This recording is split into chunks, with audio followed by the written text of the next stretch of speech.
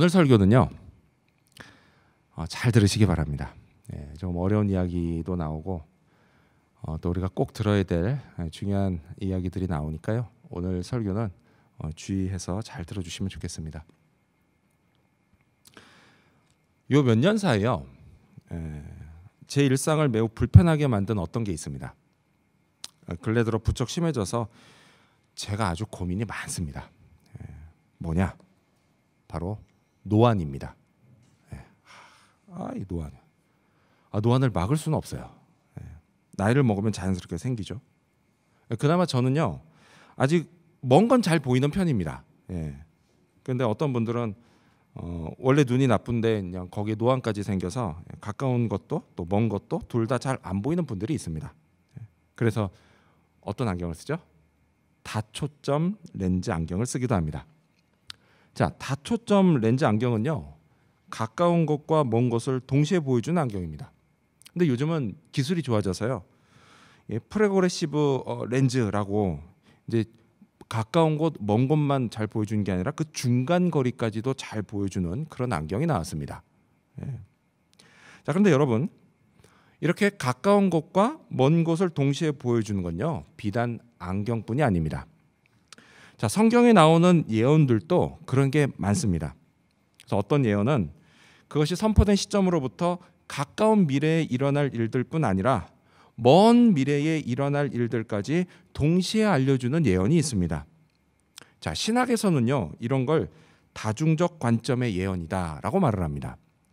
그 대표적인 예가 바로 오늘 본문에 나오는 예수님의 예언입니다. 자, 오늘 본문은요, 예수님이 제자들과 함께 성전에서 나와 감난산으로 가면서 시작됩니다. 자, 예수님의 제자들 한 명 빼고 나머지 다 갈릴리 시골 출신입니다. 자, 이 시골 출신인 제자들이요, 예루살렘 성전의 그 웅장한 모습에 감동을 받아서 예수님도 이것 좀 보시라고 합니다. 자, 그러자 예수님이 제자들의 이 기대에 찬물을 끼얹는 말씀을 하십니다. 저 성전은 돌 하나도 돌 위에 남지 않고 다 무너뜨려질 것이다. 이런 말을 합니다. 근데 여러분, 당시 이 말은요, 정말 충격적인 말이었습니다. 왜냐? 유대인들에게 여호와의 성전은요, 그들의 전부였습니다. 근데 이건 제자들에게도 마찬가지였어요. 따라서 그 성전이 무너진다라고 하는 건 곧 멸망을 의미했습니다. 실제로요, 이때로부터 약 500년 전에 그런 역사가 있었습니다. 바벨론 제국에 의해서 성전이 무너지고 유대인들은 포로로 잡혀갔습니다. 그렇게 나라가 망했습니다. 여러분, 이게요, 유대인들에게는 여전히 트라우마로 남아 있었습니다. 자, 그러니 예수님의 말씀에 이 제자들이 그냥 놀라지 않을 수 없었던 겁니다. 그래서 너무 놀란 제자들이요, 예수님께 조용히 나와서 이 일에 관해 묻습니다. 자, 3절 말씀 이렇게 돼 있죠. 예수께서 감난산 위에 앉으셨을 때에 제자들이 조용히 와서 이르되 우리에게 이르소서 어느 때에 이런 일이 있겠사오며 또 주의 임하심과 세상 끝에는 무슨 징조가 있사오리까?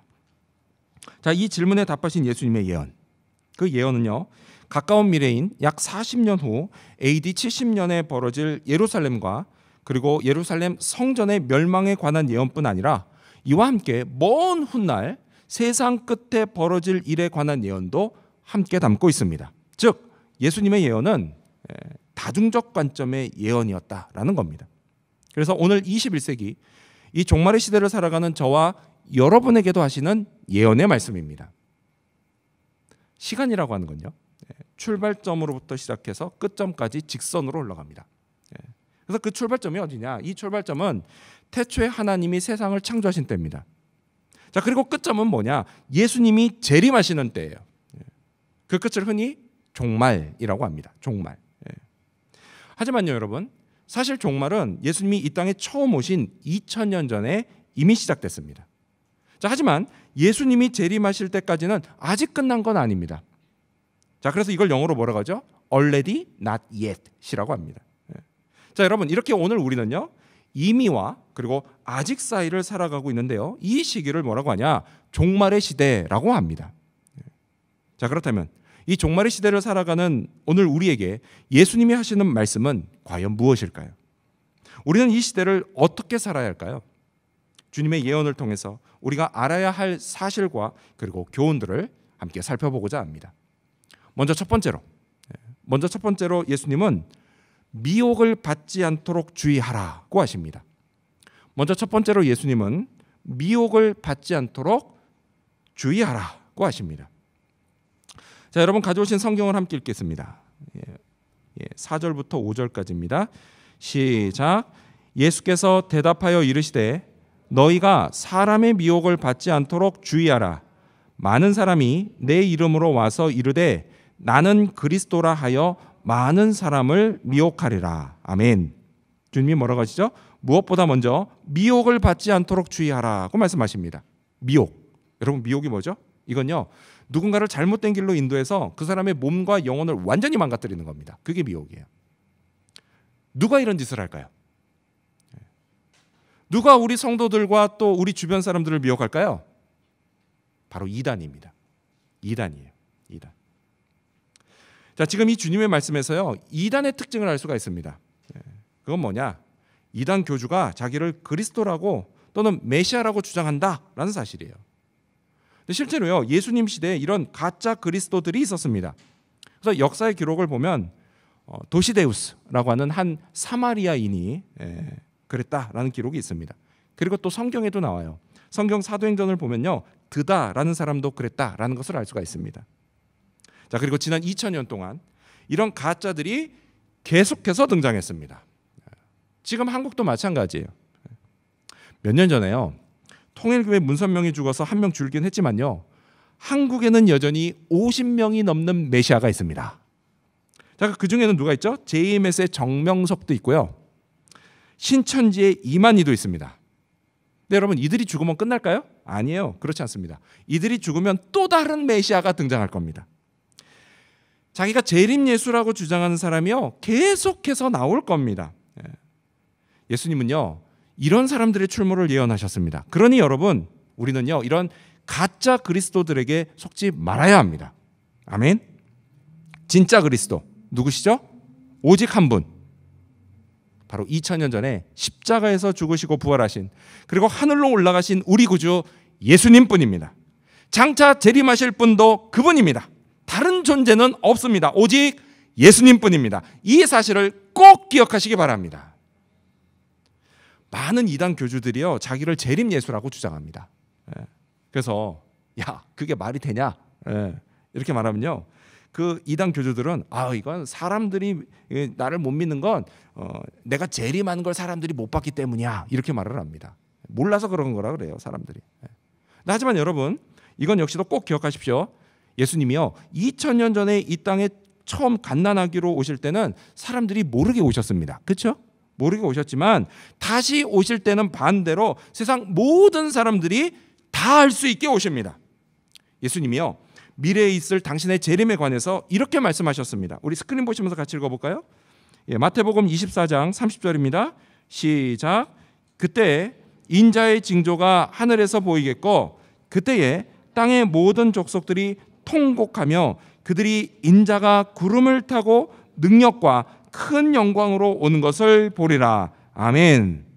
그렇습니다, 여러분. 여러분, 예수님이 재림하실 때는요, 구름을 타시고 하나님의 능력과 큰 영광으로 오십니다. 땅의 모든 족속들이 그걸 보고 통곡하게 될 거다라고 하십니다.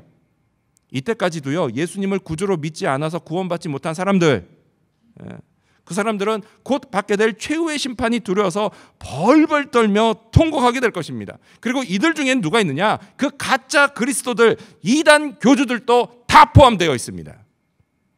하지만 여러분, 예수님을 나의 구원자와 주인으로 믿는 우리는 아무것도 걱정할 게 없습니다. 그때 우리는요, 하늘에 속한 새롭고도 영원한 몸으로 부활하게 될 것입니다. 그리고 주님과 함께 하늘의 영광을 맛보게 될 것입니다. 이를 위해서 우리를 구원해 주시고 또 영광스러운 부활도 약속해 주신 우리 주님을 찬양합시다. 할렐루야! 아멘! 이렇게 이단 교주는요, 결코 재림 예수도 아니고 또 메시아 그리스도도 아닙니다. 주님은요, 이 가짜 그리스도를 거짓 선지자라고 부르십니다. 자, 우리 성경으로 돌아가서 같이 읽어볼까요? 마태복음 24장 11절과 12절입니다. 시작. 거짓 선지자가 많이 일어나 많은 사람을 미혹하겠으며 불법이 성함으로 많은 사람의 사랑이 식어지리라. 아멘. 자, 여기 보면요, 이단의 또 한 가지 특징이 나옵니다. 그건 뭐냐? 사람들을 미혹해서 불법을 아주 많이 저지른다라는 겁니다. 여러분, 여기서 말하는 불법은요, 이런 거예요. 신앙이라고 하는 미명하에 저질러지는 온갖 종류의 나쁜 짓을 말하는 겁니다. 그게 뭔지 궁금하시죠? 예, 그거 알고 싶으시면 이단이 하는 짓을 보면 됩니다. 예. 그들이 저지르는 온갖 만행이 지금 주님이 말씀하시는 그 불법들이에요. 주님은요, 거짓 선지자들이 불법을 많이 저질러서 이로 인해 많은 사람의 사랑이 식어질 거다라고 말씀하십니다. 근데 이단이 딱 그래요. 이단이. 여러분, 사람들이요, 이단에 빠지는 가장 대표적인 이유가 뭔지 아십니까? 진리가 궁금해서? 그렇지 않아요, 여러분. 사랑이에요. 사랑. 바로 사랑이에요. 사랑. 이단 사람들이요, 처음에 자기한테 너무 잘해줬다고 합니다. 어쩜 세상에 이렇게 좋은 사람들이 있나 싶을 만큼 잘해줬다고 해요. 기존 교회에서는 느끼지 못한 사랑, 그런 사랑이었다고 합니다. 그래서 한 걸음 한 걸음 점점 더 깊숙이 이단에 빠지게 됐다고 합니다. 하지만요, 나중에 가서 그 사랑이 진짜가 아니라는 걸 깨달았다고 해요. 그게 뭐냐? 다 이단의 돈주머니를 채우기 위해서 그랬다라는 겁니다. 이단 교주가요, 젊은 여신도를 성적으로 착취할 때도 똑같은 말을 하죠. 이건 주님이 너를 사랑해서 하는 거야 라고 말합니다. 여러분, 그게 무슨 사랑입니까? 그건 사랑을 이용하는 거지 결코 사랑이 아니에요. 사랑을 미끼로 자기 이득을 챙기는 겁니다. 그래서 챙길 거 다 챙겼다 싶으면 더 이상 필요 없다고 생각해서 언제 그랬냐는 듯 그 사람을 막 다룹니다. 매몰차게 내쳐요. 그래서 이걸 깨닫고 이단에서 빠져나오려고 하는 사람을 그냥 엄청나게 괴롭히고 못살게 굽니다. 심지어 죽이기까지 합니다. 이렇듯 이단이 아무리 그럴듯하게 사랑을 말해도요, 그건 절대 사랑이 아닙니다. 하지만 여러분, 우리 주 하나님의 사랑은 그렇지 않습니다. 우리를 향한 하나님의 사랑 완전합니다. 우리에게 베푸시는 하나님의 사랑은 변하지 않습니다. 하나님의 이득이 아니라 언제나 우리의 유익을 위한 사랑입니다. 하나님이 자신을 희생하신 고귀한 사랑입니다. 그 사랑이 십자가에서 증명됐습니다. 따라서 여러분, 우리를 사랑하사 우리를 위해 자기 목숨을 내어주신 우리 주 예수님을 사랑하시기 바랍니다.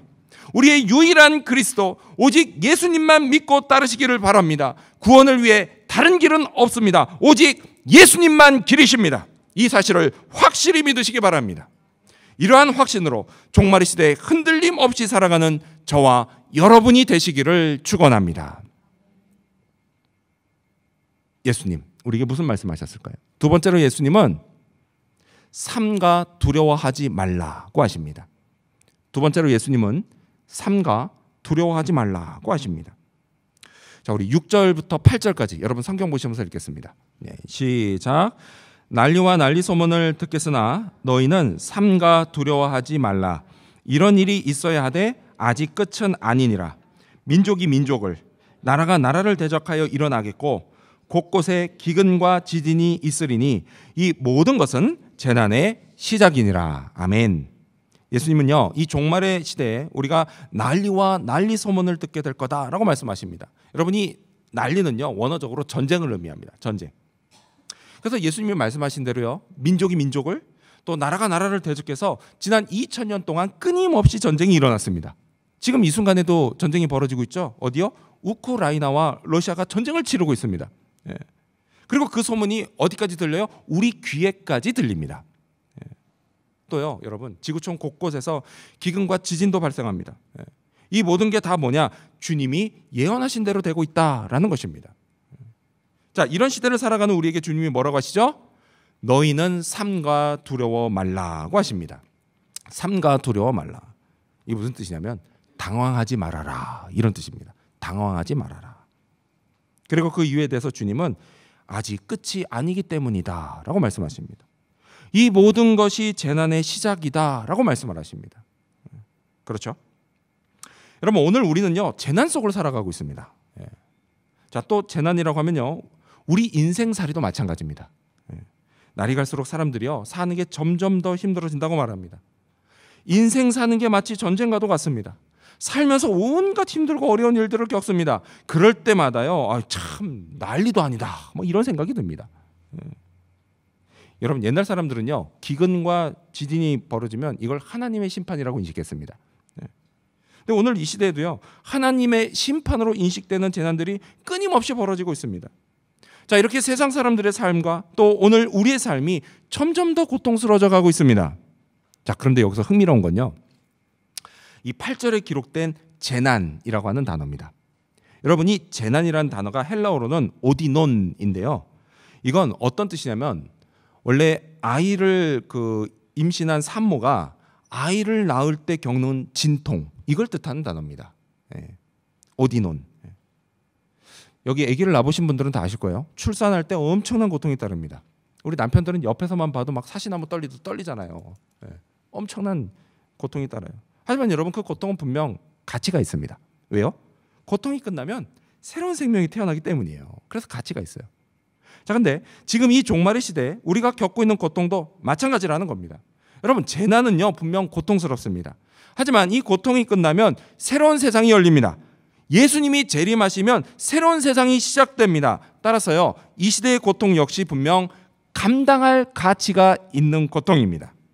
하지만 여러분, 아무리 가치가 있다고 해도 고통은 여전히 고통스럽습니다.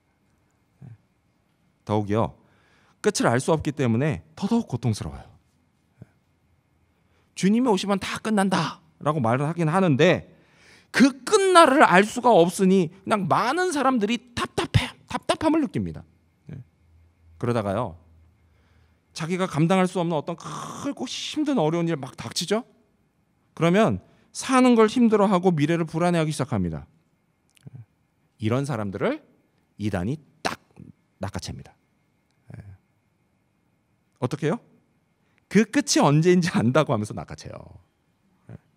여기에 미혹돼서 이단에 빠진 사람들이 많습니다.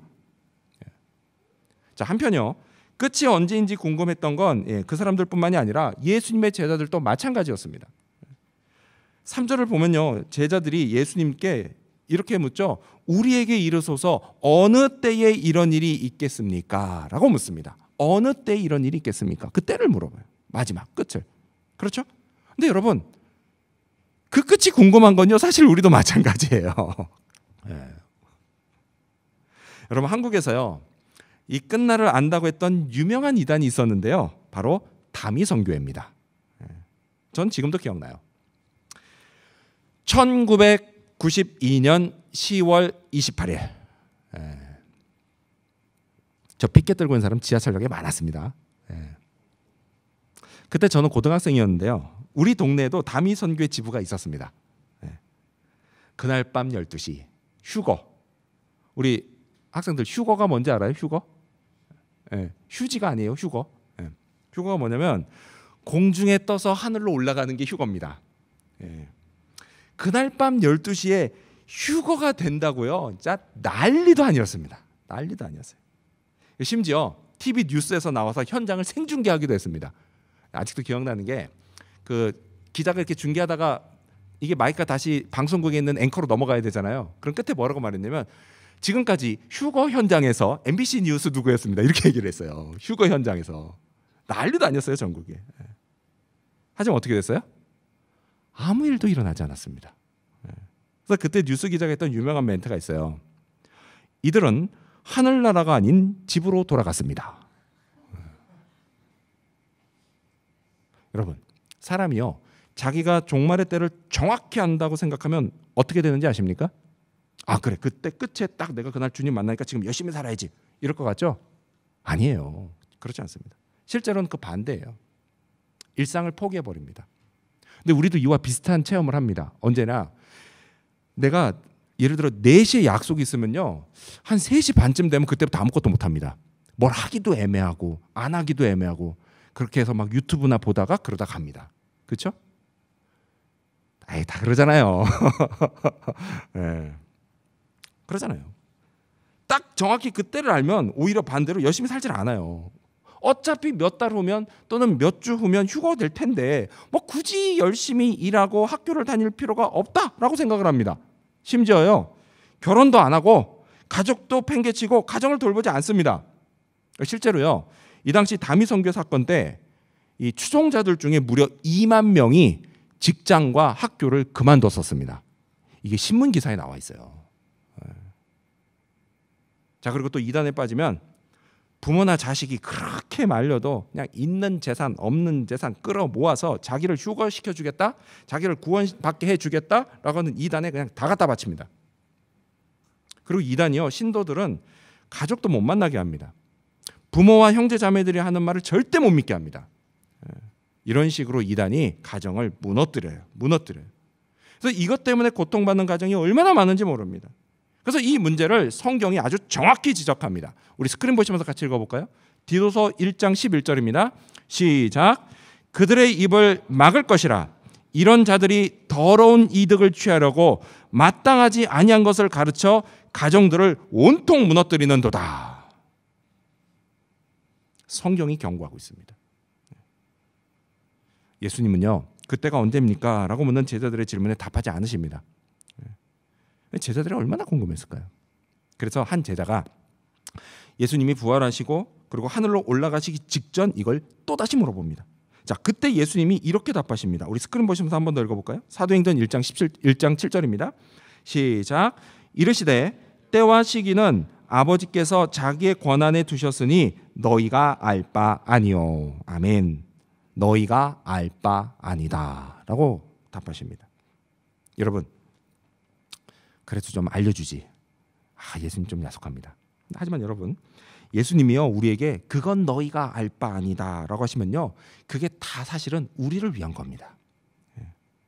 이 다미 선교 사건을 통해서도 알 수 있잖아요. 주님이요, 우리가 감당할 수 없기 때문에 알려주지 않으시는 겁니다. 하지만 여러분, 예수님이 제자들과 오늘 우리에게 정확히 알려주신 게 있습니다.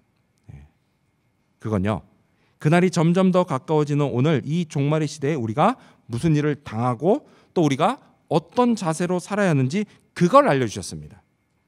자, 먼저 우리가 당할 일을, 그건 이렇습니다. 당할 일. 자, 우리 성경을 보시면서 읽어볼까요? 9절 말씀 읽겠습니다. 마태복음 24장 9절입니다. 시작.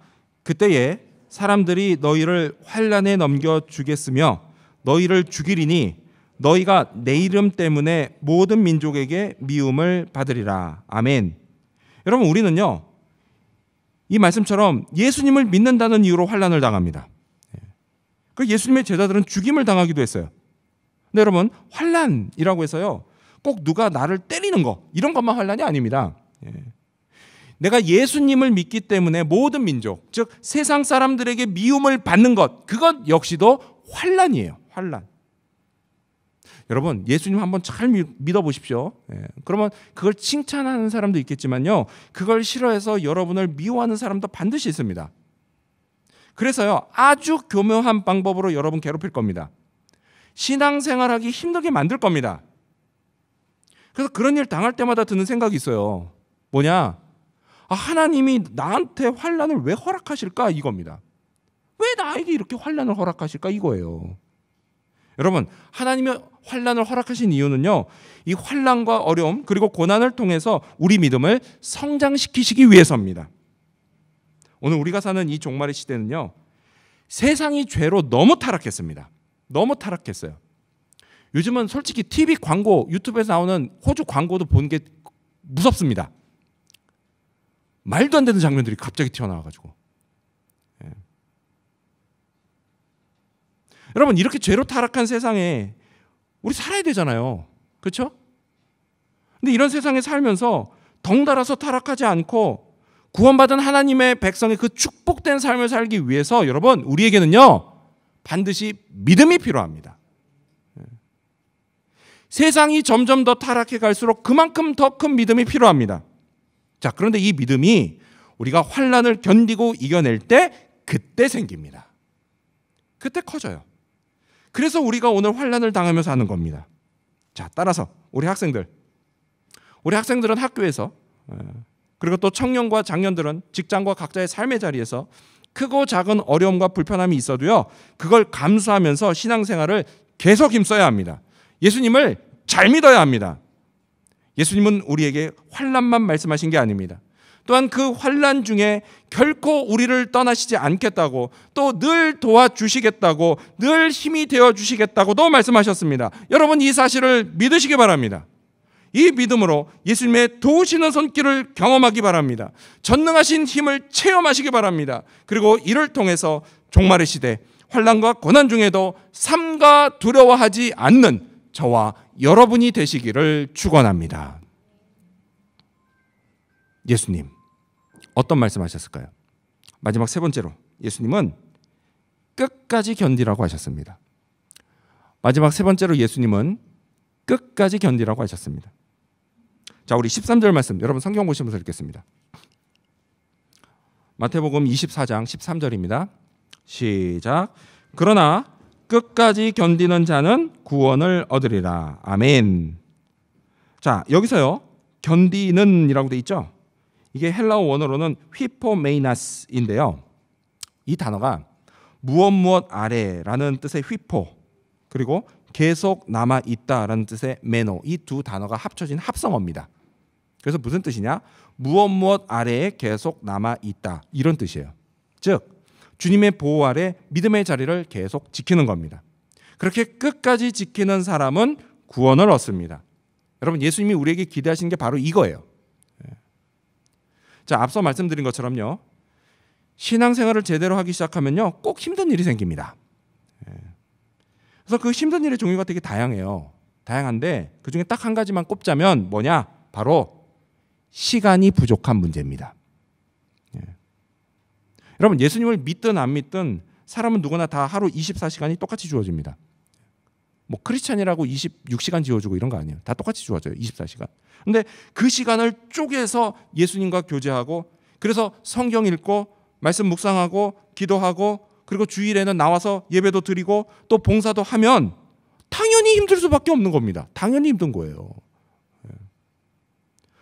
공부할 시간도 줄어들고 일할 시간도 그만큼 줄어듭니다.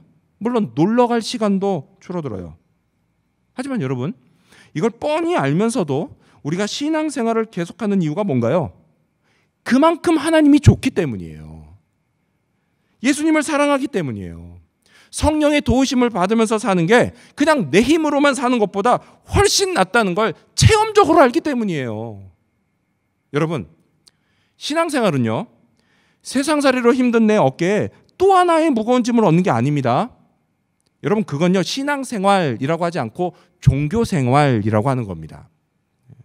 여러분, 신앙생활은요 주님을 믿고 바라면서 사는 거예요. 그래서 세상살이로 무거워진 내 어깨에 종교라고 하는 짐을 얻는 게 아니라 오히려 내 어깨의 무거운 짐을 주님께 맡겨드리는 겁니다. 그게 신앙생활이에요. 그래서 무거운 짐을 주님이 함께 져주시는 걸 경험하면서 내 영혼이 비로소 평안을 얻는 겁니다. 이 때문에요 믿음의 자리를 떠나지 않고 주님의 돌보심 아래 계속 남아있는 겁니다. 여러분, 주님이요 이런 우리를 기뻐하세요. 그리고 이런 우리에게 은혜와 사랑을 베푸세요. 힘들고 어려운 상황에서 우리를 구원해 주십니다. 이 사실을 믿고 끝까지 견디시기 바랍니다. 자, 또한 주님이요 제자들과 오늘 우리에게 알려주신 두 번째 게 있습니다. 자, 그건 이 종말의 시대에 견디기는 견디는데 무엇을 하며 견딜 것인가 라는 것입니다. 주님이 이렇게 말씀하세요. 우리 14절 말씀 여러분 성경 보시면서 읽겠습니다. 시작. 이 천국 복음이 모든 민족에게 증언되기 위하여 온 세상에 전파되리니 그제야 끝이 오리라. 아멘. 그렇습니다. 여러분, 종말의 끝은요 우리가 수동적으로 그냥 기다린다고 해서 오는 게 아닙니다. 오히려 적극적으로 우리가 세상에 복음을 전파함으로 오는 겁니다. 2000년 전 부활하신 예수님이 하늘로 올라가실 때 제자들을 함께 데리고 가지 않으시고 이 땅에 남겨놓으신 이유, 그게 바로 이거예요.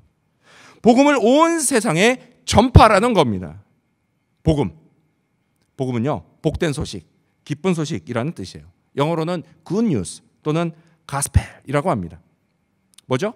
하나님이 우리 인간을 사랑하셔서 이 땅에 그리스도를 보내주셨다라고 하는 소식입니다. 그분이 누구예요? 바로 예수님이십니다. 그래서 누구든지 예수님을 자신의 구원자로 믿고 마음에 영접하면 하나님께 모든 죄를 용서받고 구원을 받습니다.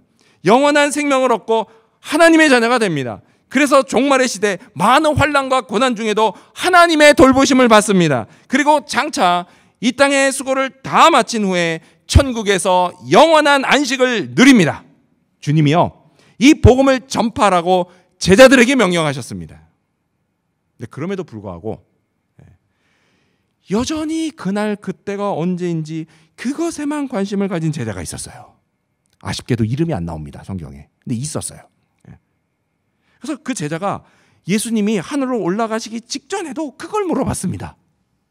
그래서 앞서 말씀드린 것처럼 주님이 뭐라고 하셨죠? 그건 너희 알 바가 아니다 라고 하셨습니다. 그리고 바로 곧이어서 다시 한번 주님의 재림을 기다리며 어떻게 살아야 할지를 확실하게 말씀하십니다. 바로 이 말씀이에요. 사도행전 1장 8절 말씀입니다. 오직 성령이 너희에게 임하시면 너희가 권능을 받고 예루살렘과 온 유대와 사마리아와 땅 끝까지 이르러 내 증인이 되리라 하시니라. 아멘. 어떻게 살으라고요? 예수님의 증인이 되라는 겁니다. 예수님 증언하라는 거예요. 복음을 전파하라는 겁니다.